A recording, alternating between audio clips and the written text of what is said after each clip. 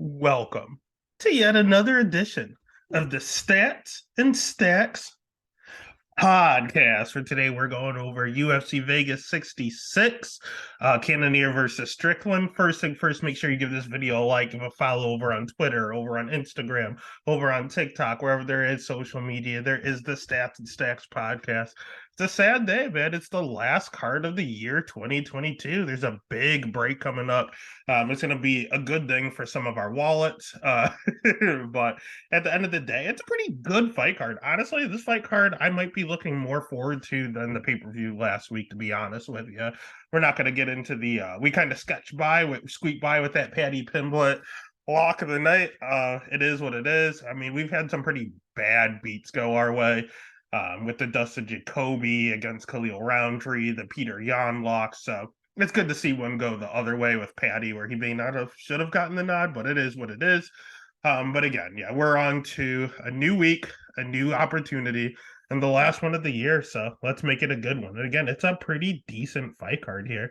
Not a lot to in regards to like top names, but a lot of just fun and exciting fights. I mean, every single fight is just in one word. If I could encompass it, it would just be fun. So I'm not going to waste any more of your time rambling on. We're going to jump right into the very first fight of the night.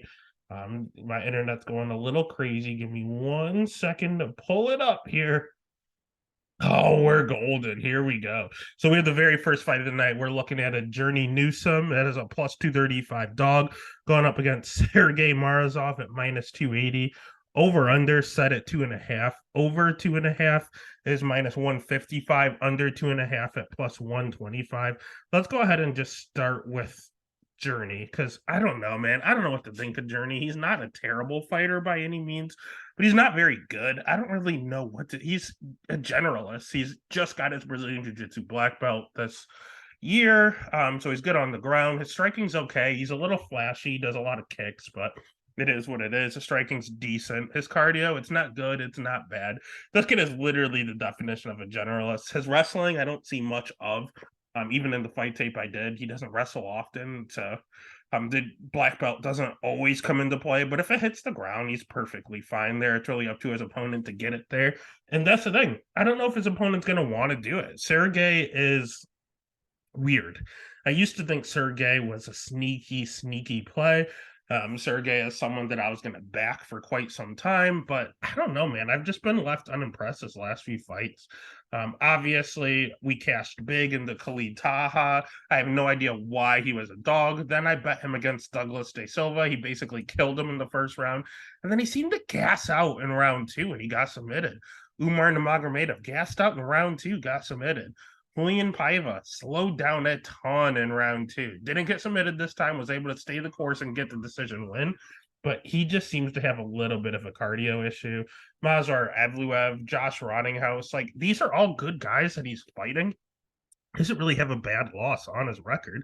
And in regards to Journey being a generalist, so is Sergey. His striking's okay. He's a little lower volume than I'd like. But his striking's okay. His wrestling's good. It's okay. His jiu-jitsu, it's fine. His schedule's good, as aforementioned, and he slows down. He's a little hittable, a lot more hittable than I would like him to be. But at that juncture, again, you have one generalist fighting another.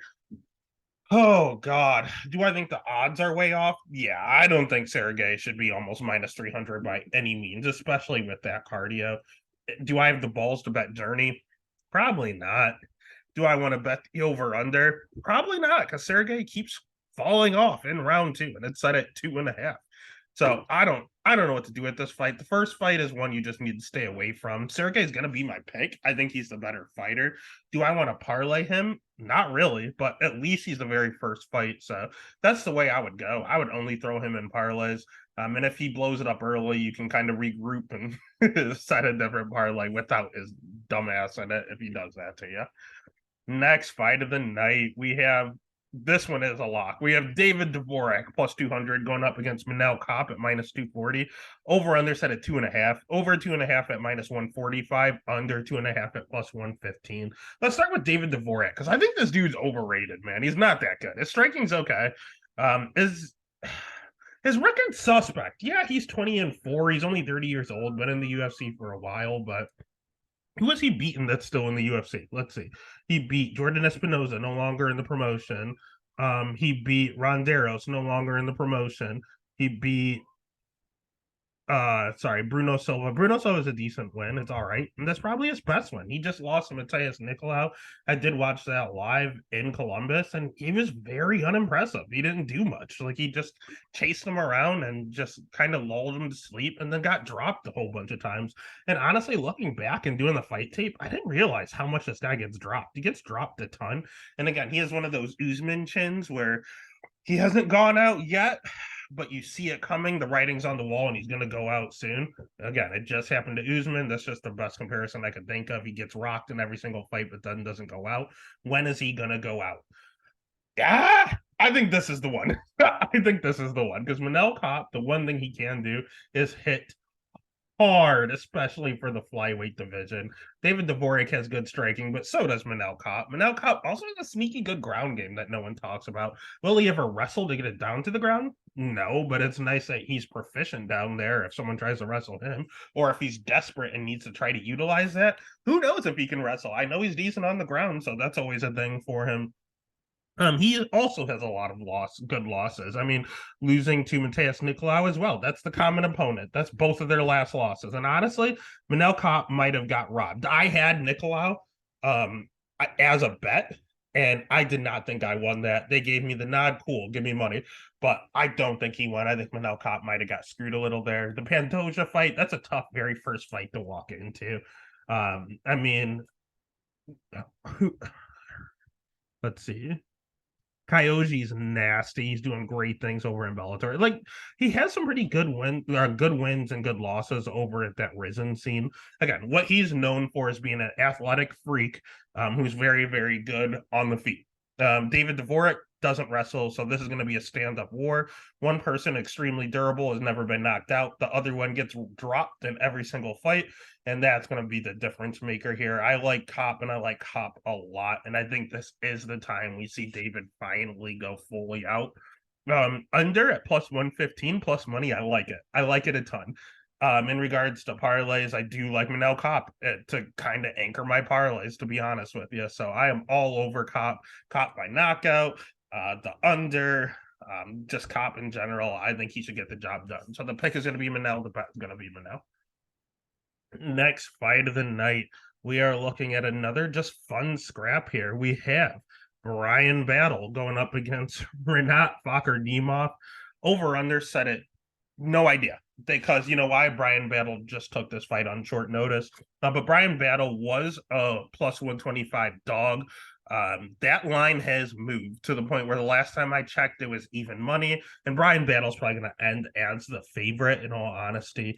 So let's start with him. Why is the money coming in on Brian Battle? Why is he going to end up being the favorite? He's another generalist. His striking is good. His jiu-jitsu is good. His wrestling, offensively is fine. Defensively, a little bit of a liability of 55% takedown defense. Not a fan there. His volume, very high. He'll strike for days. His cardio, very good. He'll go for days. It's just, he won the Ultimate Fighter at 185. He dropped down to 170 and got a quick, impressive win over Takashi Sato. Knocked him out with a head kick in less than a minute. Fabulous. Went around the octagon screaming, I told you I got better. We see you, son. He definitely looks a lot better. He's going to have a 3-inch reach advantage here. He's a big welterweight, man. So the fact that he's taking this on short notice does concern me a touch. But on the flip side, he has all the tools. The only problem with him is his 55% takedown defense. On the flip side, we have Renat Fakardimov, who wants to wrestle. He's 20-2. He has pretty good takedowns, obviously. I mean, he's Russian. It comes naturally. That's like saying a black guy is good at basketball. It happens. But at the end of the day, the only problem I have with Fakardimov is the fact that he's a little bit of a can crusher. Yes, he's 20-2. Yes, he has good wrestling. Yes, he has some decent power, and his striking is all right. He has the crazy look. He has the crazy hat when he weighs in. Like, he has all the tools to be a star. The problem is, again, he fought one fight in the UFC, and it was against Andreas Michailidis, who's no longer in the promotion and was not very good. Eric Spicely was his win before he got into the promotion. Eric Spicely got cut from the UFC for not being very good. On the flip side, this guy is 20-2. The last few opponents that he's had, let's see, 8-4, 14-2. Cool for you. Alberto Uda, former UFC guy, got cut because he wasn't very good. Then he fought someone that was 3-3, 1-1, 0-0, 0-0, 1-1, 10-8, 0-0, 2-1, 0-1, 1-2. Like the list goes on and on. If you are fighting someone, if you're 14-2, why are you fighting someone that's 1-1? Like, what is he doing? He's an extreme can crusher. He can't be trusted. Does he have the tools? Absolutely. Does he look good? He looks okay. But again, he looks okay against pretty shitty competition. My problem is Brian Battle's taking this fight on short notice at a weight class where he generally doesn't fight. So I'm concerned. This has red flags all over the place. I don't want to touch it. You can't even say dog or pass because it's turning into a pick'em. I don't want to do the over under. I want no part of this fight. This is the fight I want the least amount of action on this fight card. Gun to my head, I'm gonna pick Brian Battle. Hope that he gets up with those takedowns and hope that the cardio is there, even taking the fight on short notice. So the pick would be Brian Battle. The bet, I guess, if anything, I don't know the over under odds. I guess the over or Brian Battle, and that's about all I can do. All right. Next fight of the night. We are looking at, and you know the guy's nasty if he only has one syllable. Machate plus 110. Rafa Garcia minus 130. Over under set at 2.5. Over 2.5 is minus 145. Under 2.5 at plus 115. Let's start with Mahashate because I think he's okay, but I think the hype's getting a little out of the control. Problem is the UFC really, really, really wants to market it overseas, over in China. They built the China PI. Like, they want to be big over there. They were just fiending for a good Chinese champion. They got it in Jay Wang Lee on the female side. The male side, they've been trying and they have been striking out. And this is their hope. He's 23 years old, so he could be a thing. Just, I don't know if he's fully ready yet. He has the striking already. His striking's good. He has the power. He hits like a fucking truck. His wrestling's a little suspect. The people he's fought, the schedule, a little suspect. He's another one of these Renat guys where he's fighting them that's 1-3, 3-1, 11-12, 0-0, 0-2, 10-15, 0-3. They all have losing records. He's fought all losing records outside of his second fight until he made it to the UFC. Everyone has had a losing record. Granted, the kid's 23 years old, so I'm not faulting him by any means. He's like 18 fighting these guys. But at the same time, that's sketchy. It scares me. And the wrestling scares me a ton. And part of that is because he's really, really, really tall for the weight class. He's 6 foot at 155 pounds. That's not normal. He's going to have a 3.5-inch reach advantage, which is nice. It's really going to help him out with the striking. But when it comes to wrestling, if he fights someone that likes to go out there and take you down, he could be a little bit of a liability. And that's all Rafa does, man. Rafa, although he's a build as like a jiu-jitsu guy who hits extremely hard, has some knockouts on his record, he's a good wrestler, a goddamn good wrestler. His wrestling's on point, his power. It's one of these guys that's not putting you out per se, but you know when he hits you. He hits hard, but not hard enough to put you out, but you feel it. His jiu-jitsu, again, Brazilian jiu-jitsu black belt. He's only 28 himself. It's not like he's some old over-the-hill guy. He is a little bit hittable. He's very durable. He's never been knocked out before, but the fact that he gets hit so much really, really scares me, especially if he's fighting someone like Mahashate, who hits like an absolute truck with a reach advantage. That's not a good look, but he wrestles. He slows down in fights. That also concerns me, but he's one of these guys that when they're gassed out, keep going. Even though he has nothing left in the tank, he has some weird reserve tank, and he will continue to shoot takedowns. And when I say shoot, not upper body lock stuff, he is repeatedly shooting singles and doubles. And how do you attack someone that's a big, tall opponent? With singles and doubles. That's what they struggle with. And sure enough, this is Mahashate's kryptonite in Rafa Garcia, someone that can take a punch and someone that can take him down. So the pick is going to be Rafa. The bet's going to be Rafa. Do I feel great about it? No, but if you're 50-50 on a fight, you got to bet style. Style makes fights, and Rafa is literally the perfect style to beat someone like Mahashate. Next fight of the night, we have Saeed.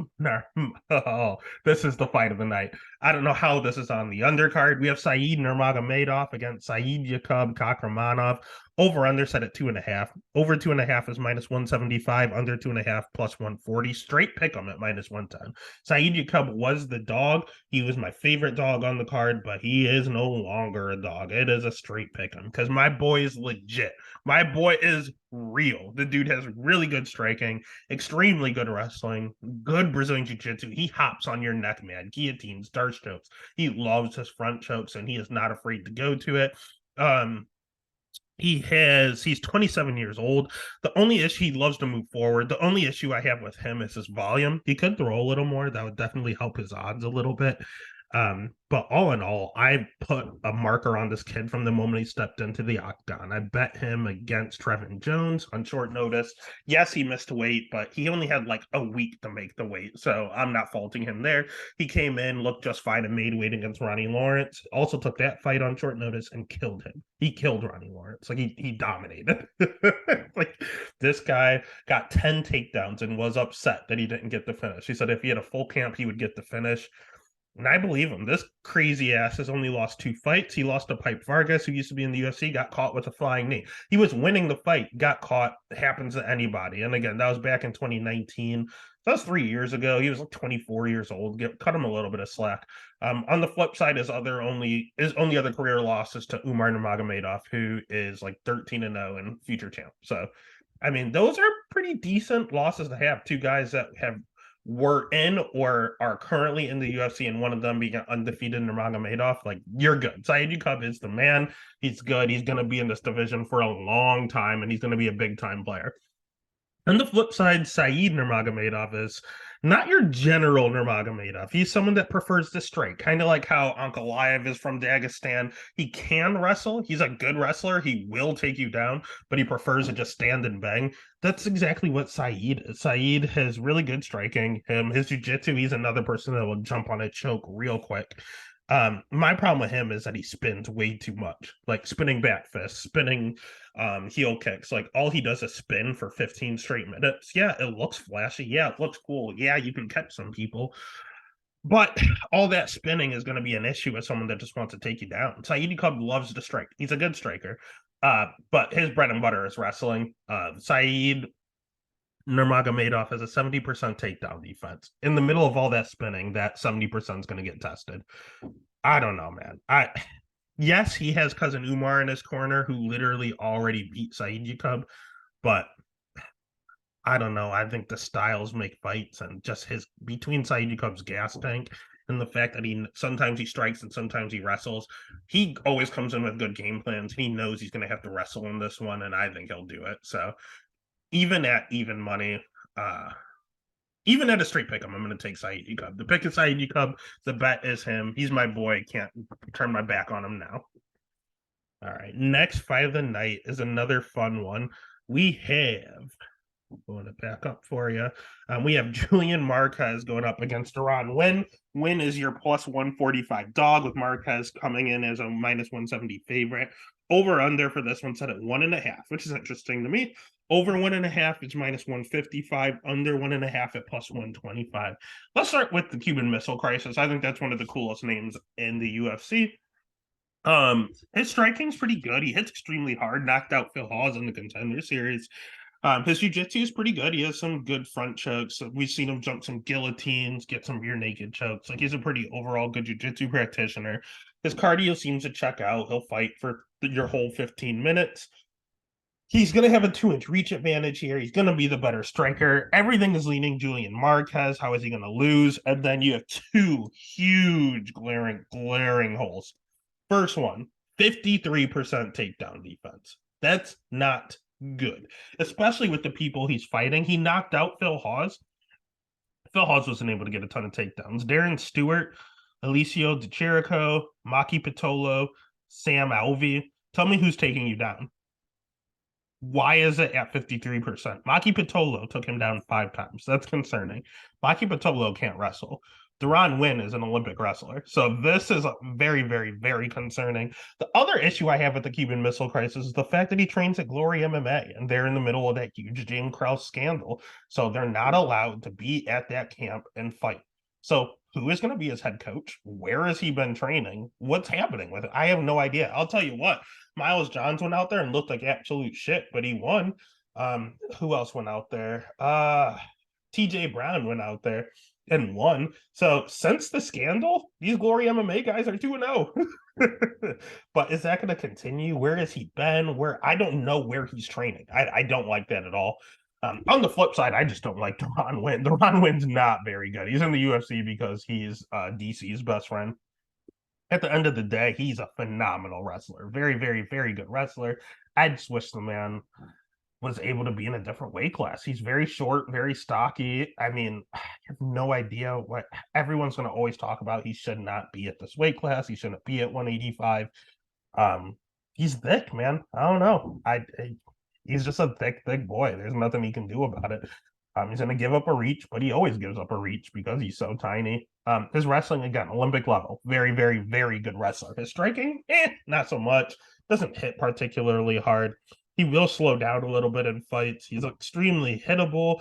He misses weight often. Like, it's all negatives. The only thing the man can do is wrestle. He has no control. Once he gets you down, you just get back up and he just continually takes you down. But my issue is that Julian Marquez has a 53% takedown defense. So this is where you have the person with more avenues to win, the big favorite going up against the dog that's not good, but has the perfect style to get the job done. What do you want to do? I told myself I would never bet Deron Wynn again.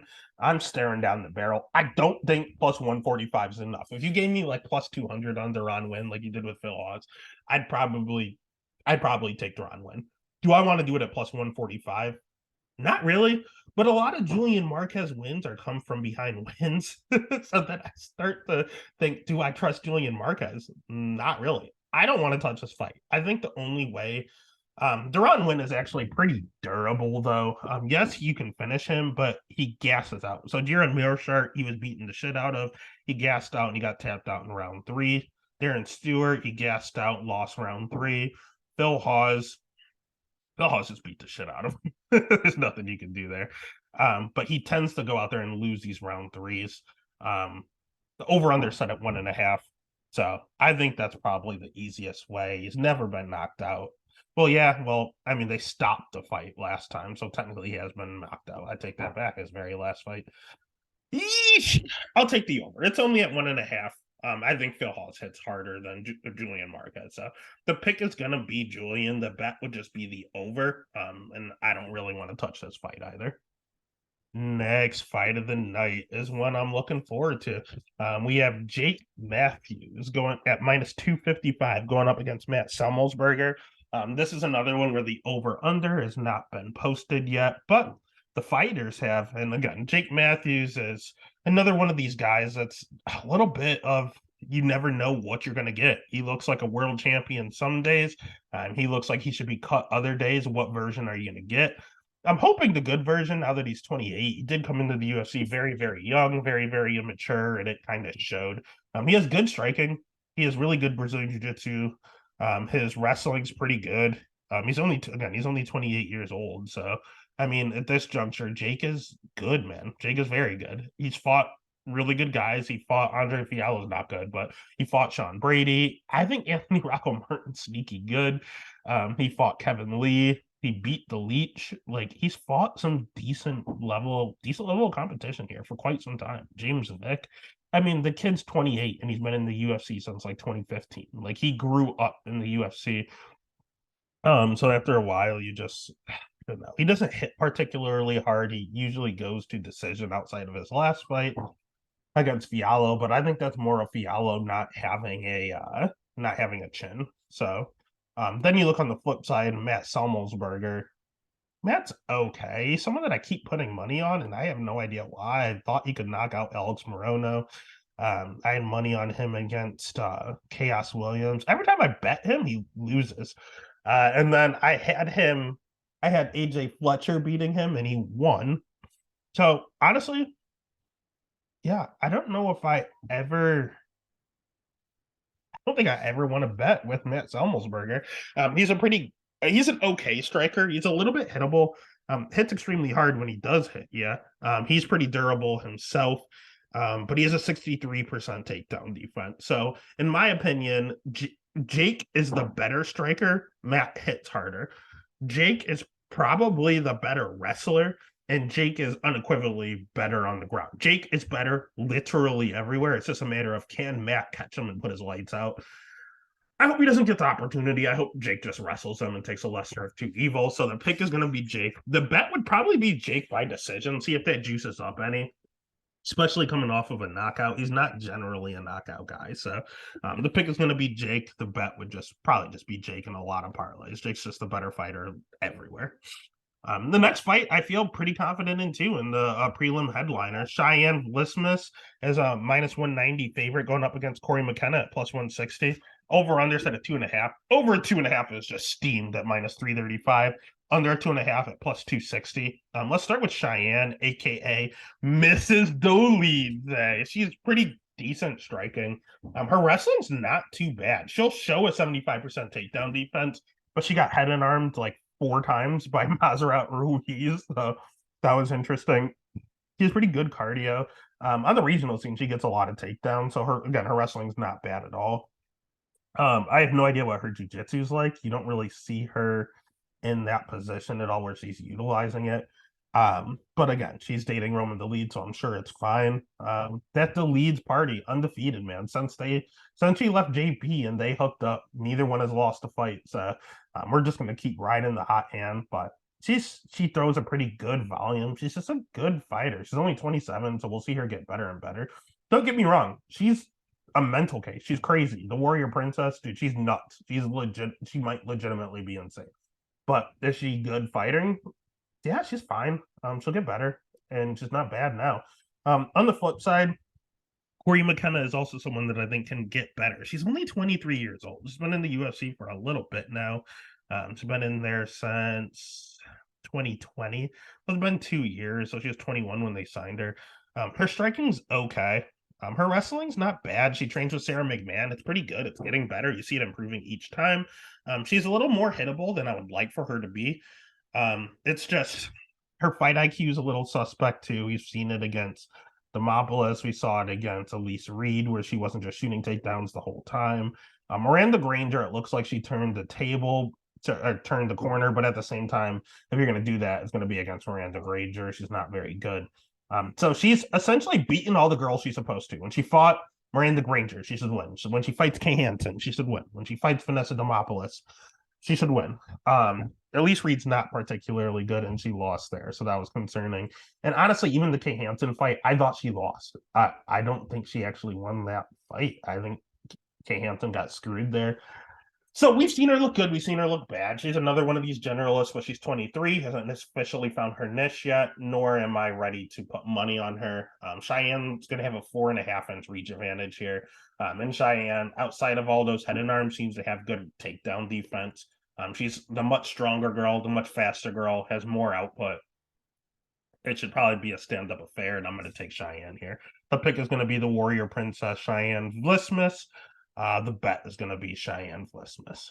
All right, next fight of the night is one where I don't necessarily agree with the line, but I do agree with the favorite. We have Michael Olean-Chayshuk at minus 275 going up against Cody Brundage at plus 230. Over under set at 1.5. Over 1.5 is minus 115. Under 1.5 minus 115. Let's start with Cody Brundage because I think he's good, man. Again, Michael's minus 275 and Cody plus 230. That line's ridiculous. But Cody is technically a wrestler, but he trains at Factory Muay Thai. So I mean, his striking's improving. We saw him knock out Tresean Gore. We saw him go out there in a wrestling match against Nick Maximoff that he lost. And Dolce, we saw him go out there and get absolutely starched and then slap on a guillotine out of nowhere and get the submission win. So we've seen a knockout, we've seen a submission, and we've seen a decision, literally. It's weird. I don't know. I don't know what he's a wrestler, but he has a ton of knockouts, but his striking doesn't look good. I don't, I don't know, man. He seems to slow down a little bit in fights. He's a little low volume. He's pretty hittable on the feet. But if he wants to take you down, he should be able to. Whereas jiu-jitsu seems to be one of the better parts of his game, but he seems to keep being in these stand-up fights. It's just weird. I don't Cody's weird. I don't know what to do with him. I don't like betting for him. I don't like betting against him. I want to stay away from him. On the flip side, you kind of know what Michael's going to do. He's going to go forward and pressure. I've never seen anyone pressure like this before. 2-inch reach advantage here is going to be big. His jiu-jitsu is fine. He's okay on the ground. Enough to stay safe against Cody, I would think. Cody might have the advantage in all honesty. Striking is going to be Michael's. Michael's the better striker here. Michael has 50% takedown defense though. So that's my concerning thing. I would hope that Cody just comes out here and wrestles, and then I think he should be the favorite. But I don't think he's going to. I think he's going to try to strike with Michael. And Michael pressures like crazy, and we keep seeing Cody crumble under pressure. William Knight pressured him, and Cody lost. We saw Dolce pressure him, and Cody almost got knocked out. Michael hits extremely hard, man, and he's fought some good competition. I mean, Sam always not the greatest. He fought Dustin Jacoby and Cody's teammate. He fought Jimmy Crutes good. He fought OSP. Like, he's fought some pretty decent guys. Khalil Roundtree. Like, he definitely has fought the better competition, and he has some wins in them. So I don't know, man. It's a weird fight. I think Michael's gonna win. I just hate him at minus 275. I think that's a little excessive. So the pick is gonna be Michael. The bet, I don't want to touch the over under. That's a coin flip too. I'll just pick Michael and I'll bet Michael. But if you can, I would stay away from this one. Next fight of the night's one I'm not going to stay away from. We have Bobby Green as a plus 130 dog going up against Drew Dober as a minus 150 favorite. Over under set at 2.5. Over 2.5 minus 175. Under 2.5 plus 140. Let's start with Bobby King Green because Bobby Green's good, man. You know he's going to sit there and roll his punches. You can throw 1,000,001 punches. He's going to roll 1,000,002. He has really good striking, really high volume, durable as all hell. I know that Dustin Poirier was able to put him out, but that's Dustin Poirier. Bobby Green's also not going to put you out. I know he put out Al Quinta, but Al had one foot out the door, and that was his only knockout in like 10 years. He has really good cardio. He can fight you for days. Doesn't get tired. He's a good fighter, good takedown defense, but he's not going to need that against Drew Dober. Drew Dober's a striker. Drew Dober said he's only fighting fights where he thinks it's going to get fight of the night and he thinks it's going to be exciting. Drew Dober knows he's not going to be a champion. So he wants to fight other stand-up fighters in a stand-up war and have fun and possibly get a fight night bonus. And it's working. I mean, he fought Rafael Alves in his last fight, and it was a war. He fought Terrence McKinney, and it was a war. He fought Brad Riddell, for as short it was. He fought Brad Riddell, and it was a war. Like, he's done chasing championships. He's chasing fun fights now where he can have fun and get paid. That's all he's doing. He's himself is a striker. He can't wrestle, but he can strike. So at that juncture, we have two strikers going at it. One is a power puncher, and one has volume. Technically, Drew Dober is the higher striking pedigree. Bobby Green at one point said that his fight style is the streets. So that kind of shows you. But Green's been doing this for a while. And honestly, we've seen this fight already. We saw Dober fight Brad Riddell. And Brad Riddell is like a carbon copy of Bobby Green. They don't hit particularly hard, have a lot of volume, very technical on the feet, and generally get decisions. We've seen this, and Brad Riddell came out on top, and I think so is Bobby Green. So at plus money, I think this is one of the best dogs of the card. So I'm going to pick Bobby Green. I'm going to bet Bobby Green. Next fight of the night. We have another one that could potentially be fight of the night. We have Juicy J, Julian Erosa at minus 170, going up against Bruce Leroy. Alex Caceres at plus 145. Battle of the good names. Over under set at 2.5. Over 2.5 is minus 165. Under 2.5 at plus 135. Let's start with my boy Juicy J, someone I also saw live, but not in Columbus, in Rochester a few years ago when he got his head kicked off by Julio Arce. Juicy J is really good striking. He has really good Brazilian Jiu-Jitsu. We saw him on The Ultimate Fighter. He's been in the UFC like 4 times. He keeps getting cut and being brought back. He has very, very good cardio. He's wild as all hell. He has pretty good pressure. He just goes forward nonstop. He can mix in wrestling. Juicy J can literally do it all. besides take a punch. The dude is chin knee. I mean, look at his losses. Sung Woo Choi knockout, Julio Arce knockout, Grant Dawson decision, Devontae Smith knockout, Bobby McIntyre knockout, Patty Pimblett decision, and that did not age well. But then he went out there and beats Hakeem Dawodu and submits Charles Jourdain. That stuff looks good. You never know what you're gonna get with Juicy J. He's wild. He's fun to watch. Flying knee of Nate Landwehr aged well. Sean Woodson, Darce Choke aged well. He has good wins. Jamal Emmers, great win. But then he also has some bad losses here. And so he's all over the place. But you know what you're going to get? You're going to get him with his hands down, moving and pressuring forward, brawls. Literally, that's the only way I can describe it, is a brawl. On the flip side, you have Bruce Leroy, who is the complete opposite. He only strikes, just like, not only strikes, but he has a pretty decent ground game, sneaky good ground game. But he's predominantly a striker, but he's very, very technical. He's not a brawler. He's a technical striker. He's fought a lot of good guys. He's fought the Uriah Favors. He also fought Sung Woo Choi. Like, they have some common opponents there. I don't know, man. His cardio is perfectly fine too. Wins over Sergio Pettis. He's had a good camp at the MMA lab. Like, there's nothing wrong with Bruce Leroy. He's just 34. He's been in the UFC forever. I mean, he's been in the UFC since the Ultimate Fighter back then. I see Fuel TV. Season 12. So since 2010, he's been in the UFC. That's 12 years of Bruce Leroy, man. You're not seeing anything different. He's fought the same way the entire time. Good fighter, never going to be champ. He's going to beat the guys that he's supposed to. He's going to lose to the ones that he's supposed to. But these guys are pretty equivalent. They're pretty close to each other. I do like Bruce Leroy as a dog, but I think Julian Erosa wins the fight. I think Julian Erosa can mix in the wrestling. I don't see Alex Caceres tapping out Juicy J. I don't. So then it comes down to the striking. And Juicy J is going to be the only one to mix in the wrestling on a close. When it comes to the striking, it's 50-50.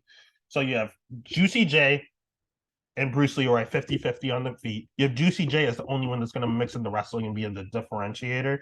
The problem is, if he gets clipped, he's going out because he has no chin.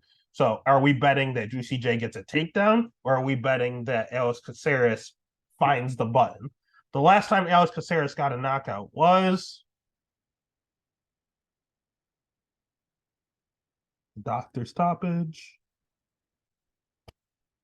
Ooh. You see how long this is taking, right? God, has he ever gotten a knockout? Oh my God. The last technical one he got, dude, he doesn't knock anyone out. He has zero power. Zero power whatsoever. I'm going to bet Juicy J gets the takedown over any sort of knockout there. So the pick is going to be Juicy J. The bet would end up being the over. I like the over. Why pick a side? Let's just bet the over. Same odds. All right. Next fight of the night is one I'm looking forward to that not everyone else is. It's going to be a lot closer than the odds give. Amir Albazi, minus 425. Alessandro Costa taking the fight on short notice from Contender Series, plus 340. Over under set at 2.5. Over 2.5 at plus 105. Under 2.5 minus 135. Let's start with Albazi. He's good everywhere. Very, very good. Sleeper in the division. He was supposed to fight my boy, Raw Dog, Brandon Royval. Thank God Royval had to pull out. I don't want him fighting this man. He is good striking. His jiu-jitsu is good. His wrestling's very good. He's a finisher. Marches forward nonstop. 29 years old. Durable as all hell. There's not really any knocks on this guy. Like, he's at Extreme Couture. He's at a good camp. He checks every single box. Like, the kid is very, very, very good. And no one knows his name. So that's why I didn't want him fighting Royval, because I know how hard this fight is, and no one would know. Like, Albazi would probably end up being the dog somehow. I wish he had better wins on his record. His best win is Zalgas. Outside of that, he doesn't have the greatest strength of schedule, but some guys, even though they're fighting bums, you can just tell. And Amir Albazi is the real deal. On the flip side, Costa, he's not bad. He has good jiu-jitsu. I think their jiu-jitsu is going to cancel out.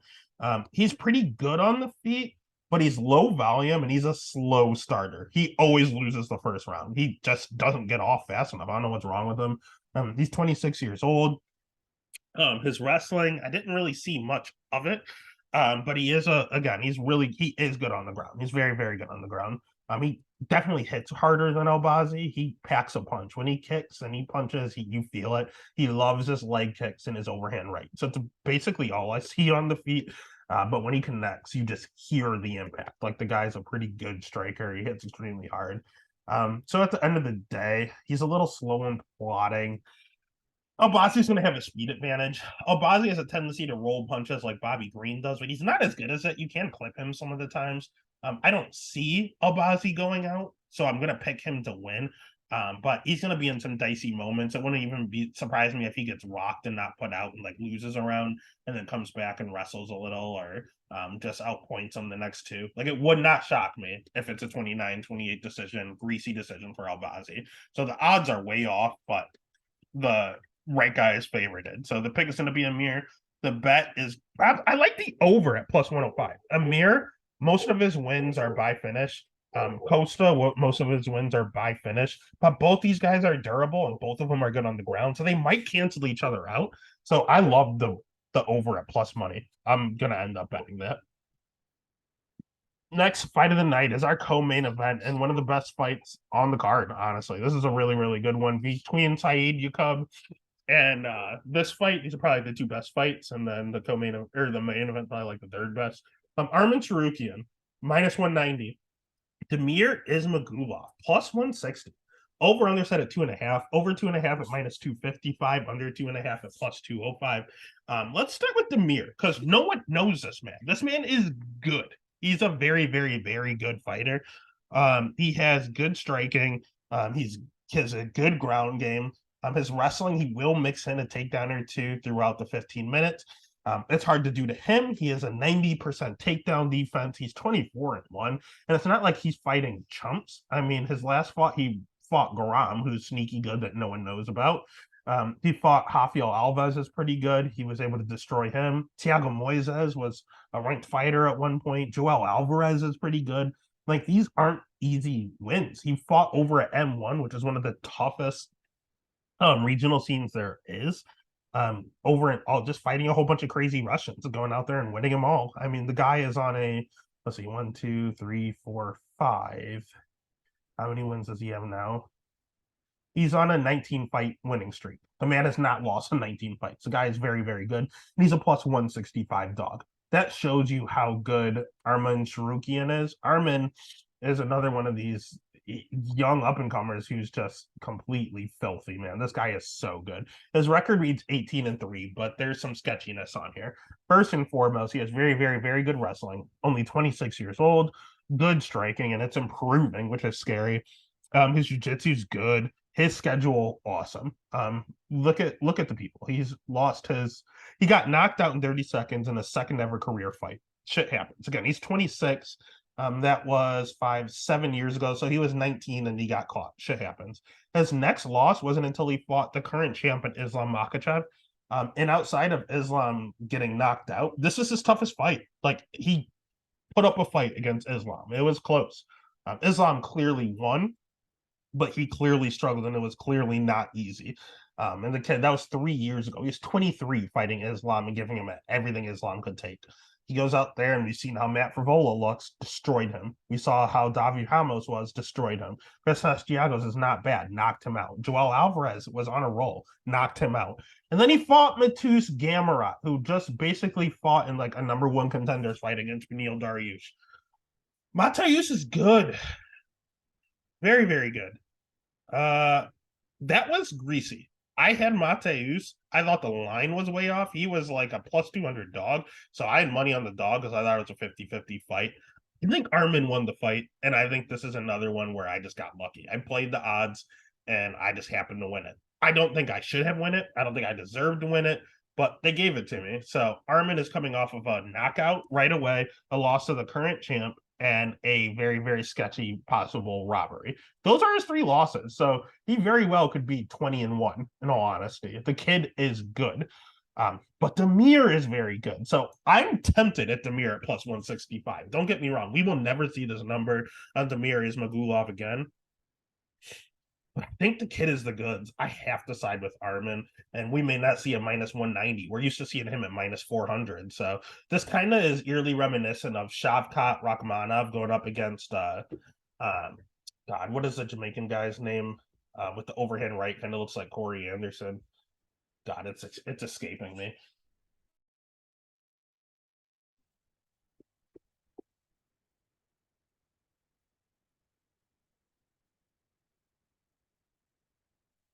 All right. And then I apologize for the technical issues that we're still having. So I'm just going to go ahead and I'm going to jump straight to the main event here with Sean Strickland at minus 115, Jared Cannonier minus 105, over under set at 4.5, over 4.5 at minus 135, under 4.5 at plus 105. I think this line is lined appropriately, and Sean Strickland should be the favorite. He's just a cleaner, better striker here. He has the better volume, better ground. He's very, very good on the ground, and no one's giving him credit for. He's a jiu-jitsu black belt. He has sneaky good takedown defense, and his wrestling's not terrible. Everyone wanted him to use it against Alex Pereira. Going back in hindsight, I think he should have. Maybe that would have saved him a knockout. It is what it is. Doesn't have a ton of power, so his fights seem to go the distance. Good volume though, and good cardio to back it up. So all in all, there's nothing wrong with Sean Strickland. He has 4 losses. The middleweight champion Alex Pereira. He lost to the former welterweight champion Kamaru Usman. He lost to Santiago Ponzinibbio, who we just saw knock out Alex Morono. Back when Ponzinibbio was a title challenger or contender before he got hurt. And Zaleski, sneaky good. No one talks about. He's very, very good. Caught him with a spinning hook kick. Shit happens.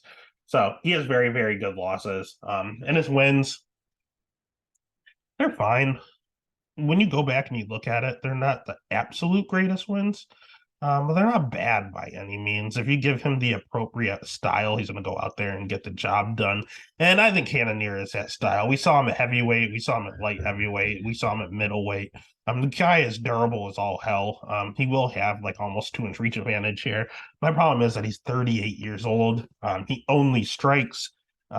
He's going to be the slower guy, although he hits harder. And Sean Strickland has been knocked out twice.